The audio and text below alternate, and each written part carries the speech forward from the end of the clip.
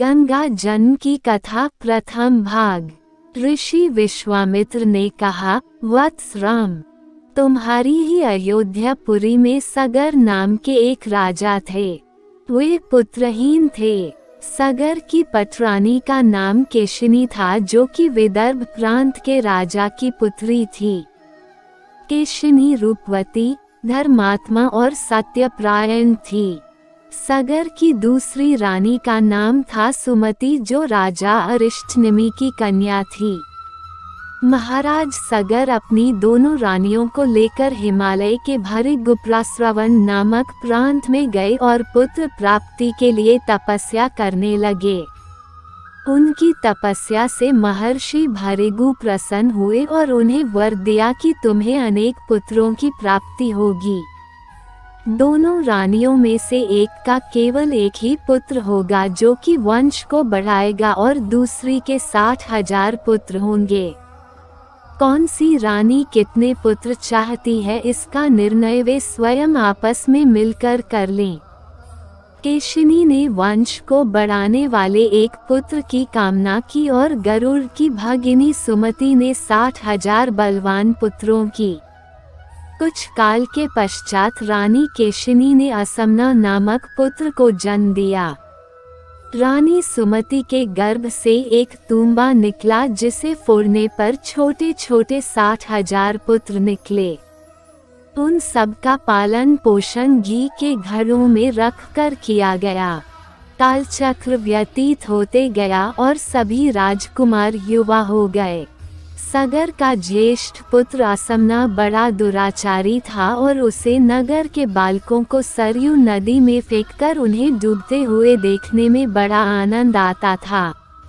इस दुराचारी पुत्र से दुखी होकर सगर ने उसे अपने राज्य से निर्वासित कर दिया।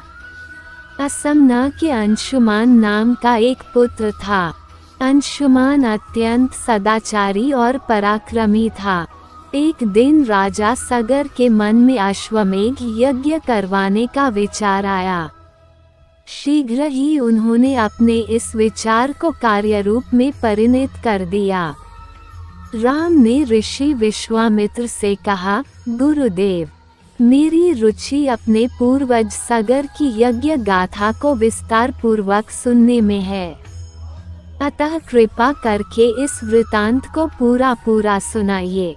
राम के इस प्रकार से जिज्ञासा व्यक्त करने पर ऋषि विश्वामित्र प्रसन्न होकर कहने लगे, राजा सगर ने हिमालय एवं विंध्याचल के बीच की हरितिमायुक्त भूमि पर एक विशाल यज्ञ मंडप का निर्माण करवाया।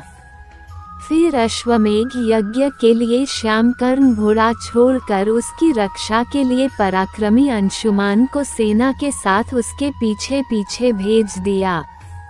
यज्ञ की संभावित सफलता के परिणाम की आशंका से भयभीत होकर इंद्र ने एक राक्षस का रूप धारण किया और उस घोड़े को चुरा लिया। घोड़े की चोरी की सूचना पाकर सगर ने अपने 60,000 पुत्रों को आज्ञा दी कि घोड़ा चुराने वाले को पकड़कर या मारकर घोड़ा वापस लाओ। पूरी पृथ्वी में खोजने पर भी जब घोड़ा नहीं मिला तो इस आशंका से कि किसी ने घोड़े को तहखाने में न छुपा रखा हो, सगर के पुत्रों ने संपूर्ण पृथ्वी को खोदना आरंभ कर दिया। उनके इस कार्य से असंख्य भूमितल निवासी प्राणी मारे गए। खोदते खोदते वे पाताल तक जा पहुँचे। उनके इस नृशंस कृत्य के विषय में देवताओं ने ब्रह्मा जी को बताया तो ब्रह्मा जी ने कहा कि ये राजकुमार क्रोध एवं मद में अंधे होकर ऐसा कर रहे हैं।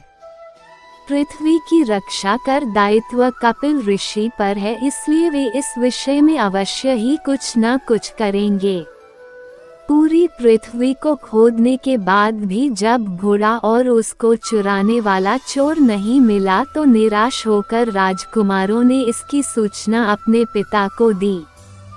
क्रुद्ध सगर ने आदेश दिया कि घोड़े को पाताल में जाकर ढूंढो।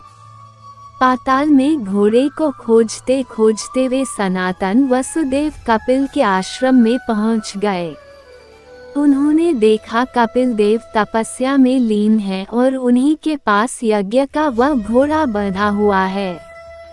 उन्होंने कपिल मुनि को घोड़े का चोर समझकर उनके लिए अनेक दुर्वचन कहे और उन्हें मारने के लिए दौड़े। सगर के इन पुत्रों के कुकृत्यों से कपिल मुनि की समाधि भंग हो गई।